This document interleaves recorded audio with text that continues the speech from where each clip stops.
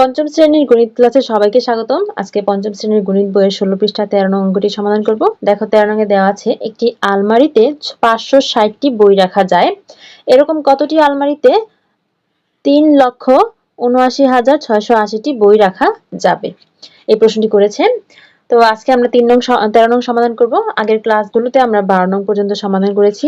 সবগুলো অঙ্কের সমাধান আমাদের চ্যানেলে আছে। যদি কেউ দেখতে চাও পঞ্চম শ্রেণীর প্লেলিস্টটা চেক করো। তো চলো আমরা কথা না বাড়িয়ে সমাধানটা দেখে নিই। খেয়াল করো আমাদের প্রথম যে লাইনটা দেওয়া আছে একটি আলমারিতে 560টি বই রাখা যায়। এই লাইনটাকে আমরা সাজিয়ে লিখব 560টি বই রাখা যায় একটি আলমারিতে।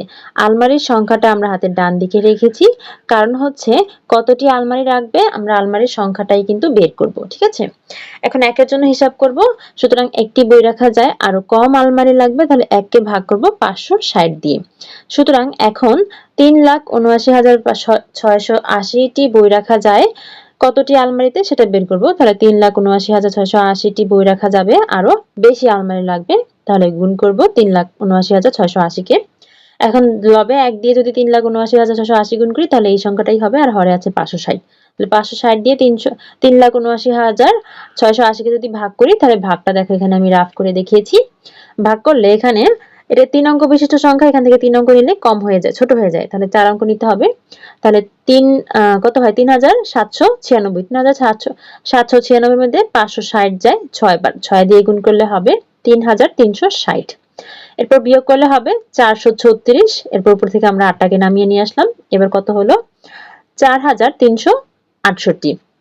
4,368 এর মধ্যে 560 যায় 7 বার, 7 দিয়ে গুণ করলে হবে 3,920। এবার বিয়োগ করলে হবে 448। উপর থেকে এই শূন্যটাকে আমরা নামিয়ে নিয়ে আসলাম। এখন হলো কত 4,480। 4,480 এর মধ্যে 560 যায় 8 বার, 560 কে 8 দিয়ে গুণ করলে হবে 4,480। এখন বিয়োগ করলে হয় 0। তাহলে ভাগফল কত? ভাগফল হচ্ছে 678। তাহলে এখন আমরা লিখলাম যে 678টি আলমারি লাগবে। উত্তর হচ্ছে 678টি আলমারি। শিক্ষার্থীরা আশা করি বুঝতে পেরেছো। এরপরে যে অঙ্কগুলো রয়েছে সেগুলোর ধারাবাহিক সমাধান আমাদের চ্যানেলে দেওয়া হবে, দেখতে হলে চোখ রাখো আমাদের চ্যানেলে। আর অনলাইন ক্লাসে ভর্তি চলছে। যারা বৃত্তি পরীক্ষা দিতে আগ্রহী, বৃত্তি পরীক্ষার প্রস্তুতি নিতে চাচ্ছ, তাদের জন্য স্পেশাল ব্যাচে ভর্তি হতে এখনই যোগাযোগ করো আমাদের এই কন্ট্যাক্টে। ধন্যবাদ সবাইকে।